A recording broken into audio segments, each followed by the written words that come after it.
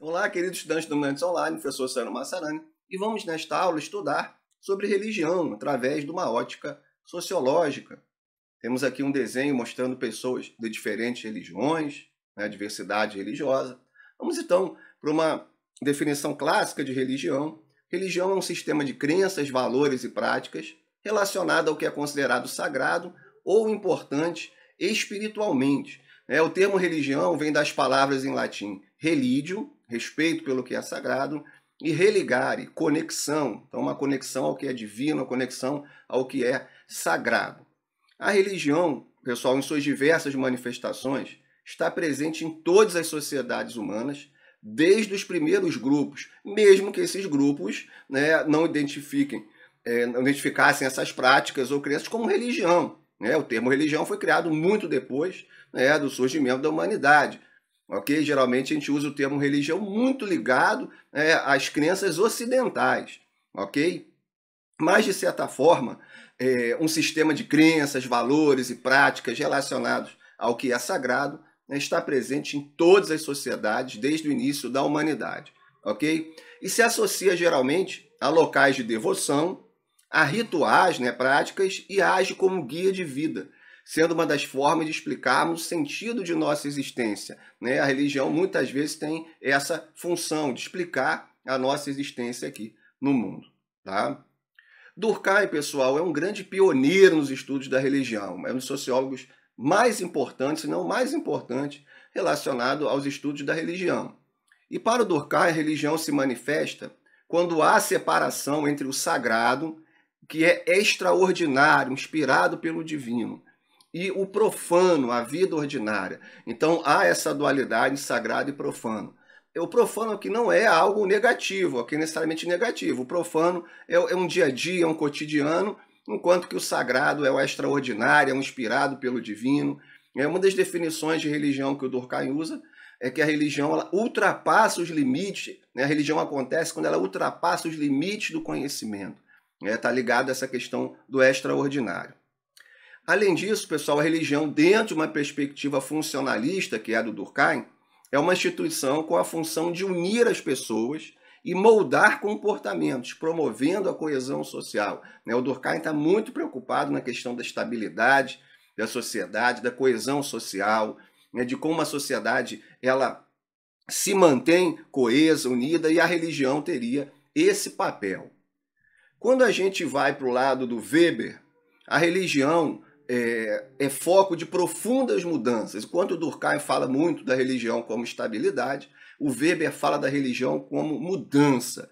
E por isso, na sua grande obra Ética Protestante, o Espírito do Capitalismo, o Weber vai mostrar que a partir do protestantismo nós vamos ter mudanças profundas na sociedade, com o avanço do capitalismo, avanço do processo de racionalização.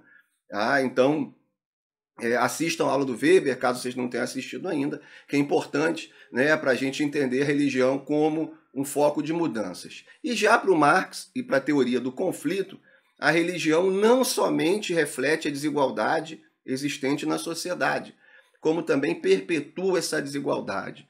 Então, reparem, o Marx e a teoria do conflito, Marx vai defender a ideia de luta de classe, a ideia da disputa por recursos limitados, e a religião seria uma das formas de manter essa desigualdade, uma das formas de perpetuar essa desigualdade, refletir essa luta de classes.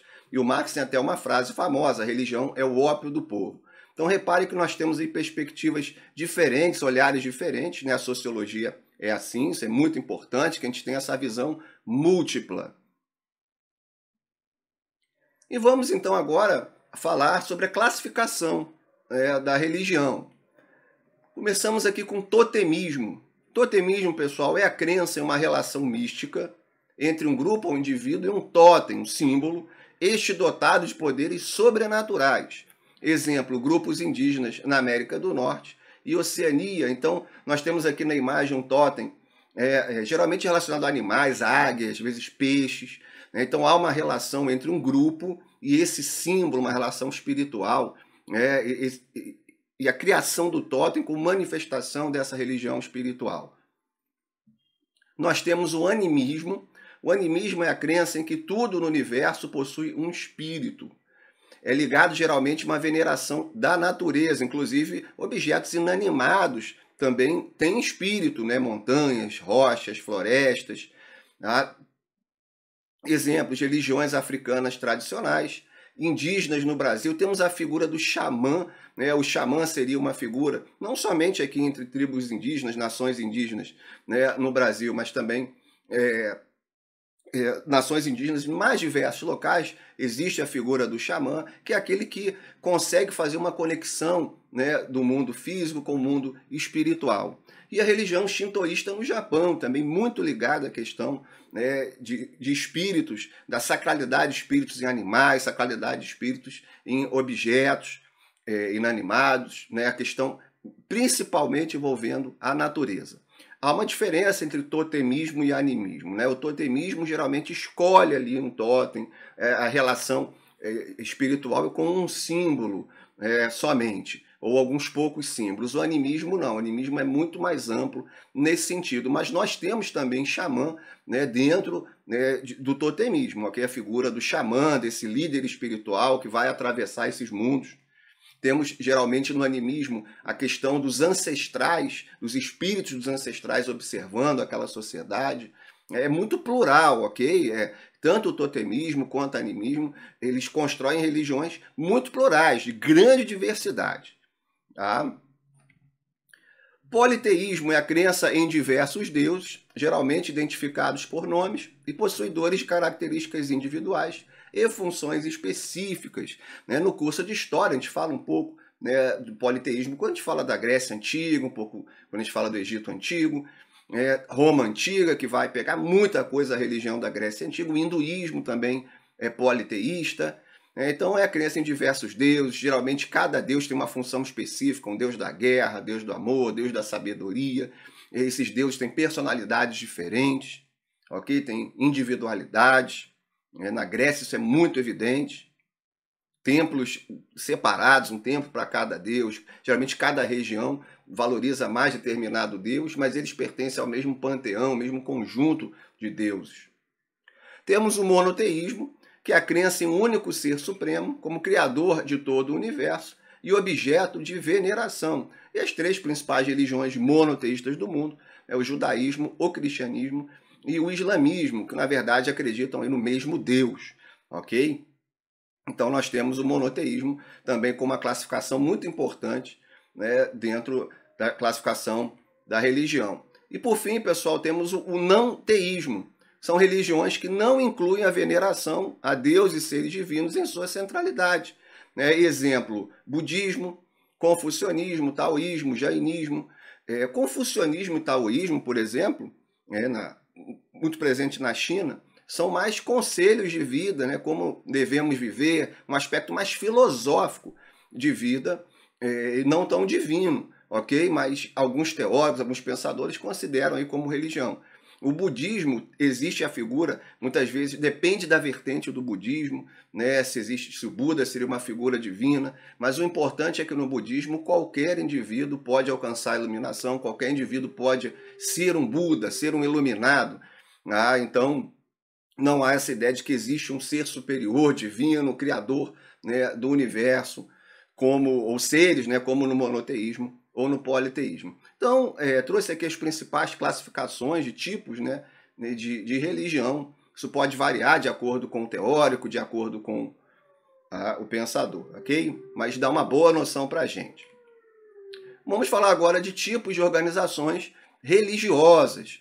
Tá? Temos inicialmente o culto, que é um pequeno grupo com crenças e práticas novas, muitas vezes seguindo um líder. Um exemplo é o cristianismo primitivo, né, na época de Jesus, e depois depois da morte de Jesus, da ressurreição, da elevação de Jesus, vamos ter a continuação aí do cristianismo com poucas pessoas. Cuidado, às vezes utilizamos, né, o termo culto de forma bem negativa ou pejorativa, não necessariamente isso, né? Geralmente até as grandes religiões elas começam como um culto, onde temos poucas pessoas, temos um líder e depois isso vai crescendo. Tá? Temos uma seita geralmente tem mais pessoas que um culto, e a seita, pessoal, geralmente é uma ruptura a partir de uma religião já estabelecida. Então é um subgrupo que rompe com uma religião para seguir suas próprias práticas, princípios e regras, né? Então, às vezes, a seita, ela se rompe, é uma parte que sai de uma religião, um grupo reduzido de pessoas, mas não tão reduzido quanto um culto, muitas vezes, e se desdobra. Temos a denominação, que é um termo amplo. Primeiramente, denominação é um subgrupo de uma religião que mantém sua própria tradição e identidade. Então, por exemplo, a Igreja Batista, a Igreja Metodista, tem muitas igrejas do protestantismo, né, a gente utiliza o termo denominação, ok? Já tem, é um grupo considerável de pessoas, mas não são igrejas nacionais, não são igrejas ligadas ao Estado, não são igrejas gigantescas, tá? E o termo denominação também é usado para definir correntes religiosas, como, por exemplo, sunitas e xiitas no Islã, catolicismo romano e ortodoxo dentro do cristianismo, né? Então, denominação pode ser até as diferentes correntes de grandes igrejas, de grandes religiões, né? Então, são até definições que se entrecruzam aí dentro de denominação, tá? E, por fim, temos a eclésia. Eclésia, igreja. O termo eclésia vem da da principal assembleia democrática na Grécia Antiga, em Atenas, e depois o significado foi, né, se transformando. O que seria a eclésia? Um grupo religioso formal e burocrático, geralmente ligado ao Estado, e que compõe a principal religião de um local. Exemplo, Igreja Anglicana na Inglaterra, Igreja Católica Romana na Itália, geralmente a religião oficial, é a religião que tem maior parte, né, determinada nação ali, maior parte de crentes dessa religião. Então, é um nível aqui, pessoal, de certa forma hierárquico que nós temos, um contínuo, como geralmente sociólogos chamam, um contínuo: culto, seita, denominação e eclésia, ok? Bem, vamos falar agora sobre dois termos importantes dentro da sociologia da religião, que é secularização e fundamentalismo. Secularização, pessoal, é um processo de mudança social onde há separação entre Estado e Igreja e uma redução da influência de valores religiosos com a ascensão de valores ligados à modernidade, como razão e progresso tecnológico.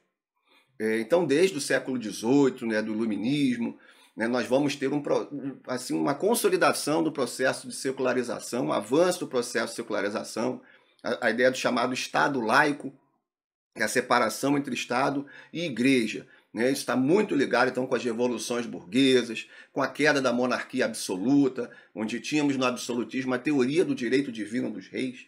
Os reis eram representantes de Deus na Terra, deveriam ser obedecidos como tal. Então, o mundo ocidental vai passar aí pelo processo de secularização com as revoluções burguesas. O que vai acontecer? Então, vai haver uma corrente, uma ideia de que a religião e as crenças tradicionais estariam desaparecendo. O Weber fala muito disso, quando ele fala do processo de racionalização, desencantamento com o mundo. O Nietzsche, de certa forma, fala isso também. Ou seja, os valores religiosos eles estão sendo engolidos, estão bem enfraquecidos por causa de valores ligados à modernidade, à tecnologia, à razão. Tá? Então, esse é um tema muito comum dentro das ciências humanas. Mas é importante também, continuando aí no texto, mesmo com o processo de secularização, diversas sociedades têm observado um crescimento da influência da religião em áreas como a política e a educação nos últimos anos. Então, nós temos observado nos últimos anos que valores religiosos em diversas sociedades têm sido retomados, muitas vezes com grande força política, com influência política. Isso aí é um importante campo de análise, porque há, de certa forma, para muitas pessoas, uma desilusão com a modernidade, com, por exemplo, as duas guerras mundiais, com a crescente desigualdade econômica que acontece, o próprio século XXI trazendo uma grande desigualdade econômica, trazendo diversos problemas que podem sim estar ligados em sociedades que já estavam, de certa forma, bem secularizadas. Nós vamos ter aí novamente valores religiosos tendo importância, e funciona geralmente uma espécie de pêndulo, a sociedade, em alguns momentos esses valores se fortalecem, outros se enfraquecem, geralmente a gente observa esse tipo de movimento. E vamos falar do fundamentalismo, que é a crença total e literal em determinados textos sagrados de uma religião, aderindo e obedecendo de forma rígida e inflexível certas normas e regras, né? E a crença total e absoluta em textos sagrados, em determinadas regras. O fundamentalismo muitas vezes se associa com movimentos político-religiosos, ok?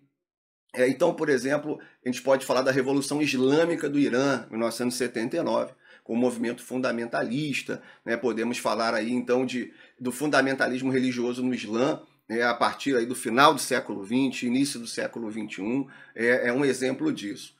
Tá? Então, muitas vezes, movimentos político-religiosos estão ligados à ideia de fundamentalismo, dessa crença literal, uma crença absoluta em determinadas regras religiosas e textos sagrados. Bem, para finalizar, pessoal, trouxe aqui um mapa, né, de religiões, das principais religiões em cada, né, nação, né, do planeta. Só para a gente ter uma ideia, né, vocês podem dar, de repente, uma pausa no vídeo, depois analisar esse mapa. É só para a gente ter uma ideia, então, da distribuição, né, da religião, da questão do cristianismo, né, do protestantismo, do Islã. Né, o Islã vem crescendo muito. Aí a gente já entra no assunto mais de atualidades, de características históricas também, mas eu achei importante, né, ter esse mapa aqui no final da aula, para a gente ver a distribuição, né, religiosa. E aí, de repente, analisar a partir de um olhar sociológico. É muito importante, né, um olhar sociológico que englobe aí as várias perspectivas da sociologia. Né, a religião como uma fonte de estabilidade social, de coesão social, a religião também como foco de mudanças, muitas vezes mudanças super profundas, e a religião também como foco de conflito, luta de classes, conflito, desigualdade. Ok? Então, pessoal, espero que vocês tenham aprendido bastante. Bons estudos e até a próxima aula.